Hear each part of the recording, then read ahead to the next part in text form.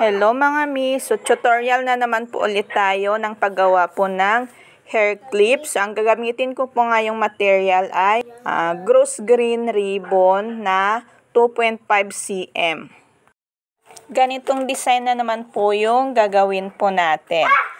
Ang size po na gagamitin natin na ribbon mga mi ay 2.5 cm by 28 cm, isang piraso at 8 piraso na 2.5 cm by 8 cm. At ang gagamitin po natin na pangtali ay itong 1 cm na gross green ribbon pa din po ito mga mi. Ito po yung pangtali po sa gitna po ng ribbon natin mamaya. So ang first natin gagawin mga mi is ipo-fold lang po natin kagaya po ng ginawa ko po. So sundan nyo lang po mga mi kasi madali lang naman po siyang gawin.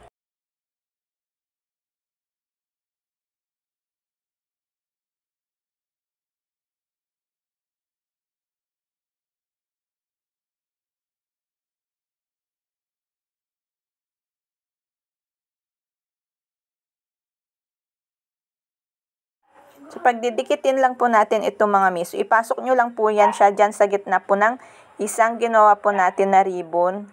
So, tignan nyo lang po mga mi. So, ayan. Basta panoorin nyo lang itong video ko mga mi. Masusundan nyo po kaagad itong ating gagawin po na ribbon.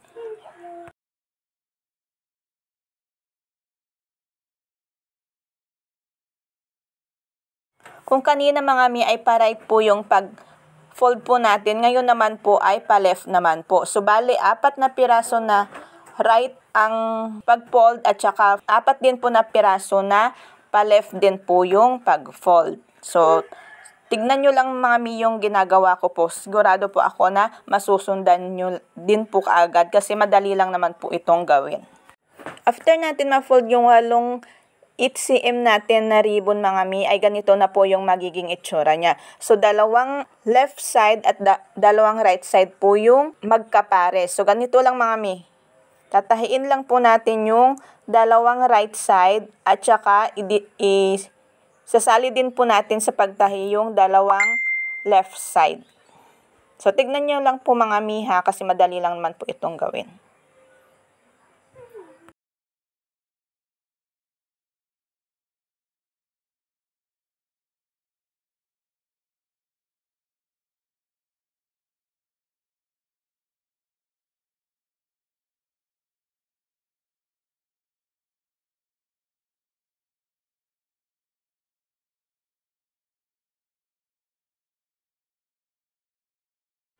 After nating matahi mga mi, ay ganito na po yung magiging itsura po niya.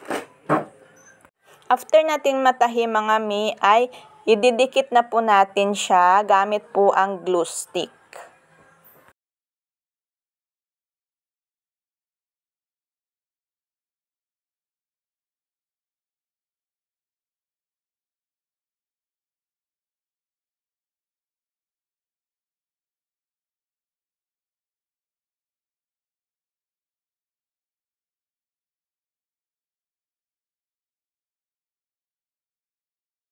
So, ito na siya mga miss. Ang next naman natin gagawin ay yung ating 28 cm na ribbon. So, ganito lang po yung gagawin nyo po papaikot nyo lang po sa 4 na daliri nyo po mga mi, kagaya po nitong ginawa ko. Tapos, i-fold nyo po yan siya sa gitna. Kasi tatahiin po natin yan siya mga mi.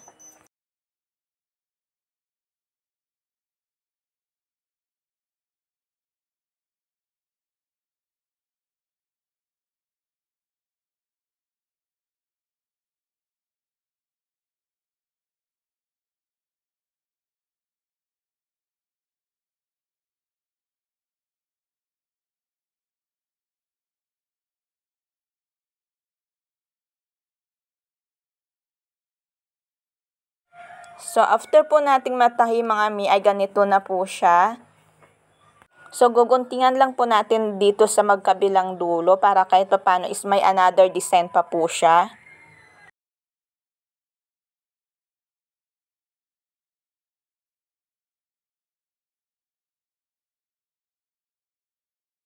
After nyo magunting mga mi, is papasuin or sisindihan nyo po siya ng lighter para hindi po siya matastas. Kasi kapag ganitong cross green ribbon po kasi mga mi, is nagtatastas po siya kapag hindi po natin siya pinaso ng lighter.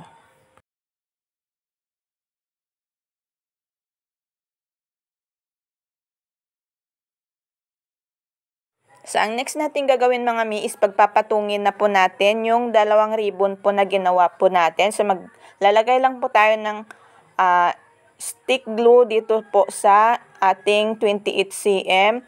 Tapos, ipapatong po natin yung kanina yung first po natin na ginawa na ribbon. So, ganyan lang po mga mi. Tapos, ilalagay na po natin yung pangtali po dito po sa gitna para maganda po siyang tingnan.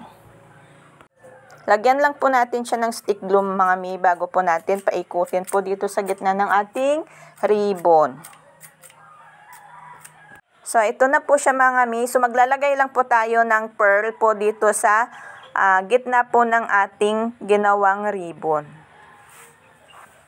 Para dagdag po sa kanyang kagandahan. Char. Pero totoo mi, pansin nyo po kapag may nilalagay pa po tayo na another design sa mga ginagawa po natin ng mga ribbon gaya ng maglalagay tayo ng mga pearl, mga rhinestone, is mas lalo pong gumaganda po yung ginagawa po natin na mga ribbon clip. Ang last po natin na ilalagay mga mi ay itong clip. So ang gagamitin ko po dito na clip mga mi ay itong Barrett clip na 5.5 cm ang size. So nilagyan ko na po ito ng glue stick mga mi, tapos sisindihan ko lang po ito, tapos idikit na po natin sa ating ginawang hair ribbon.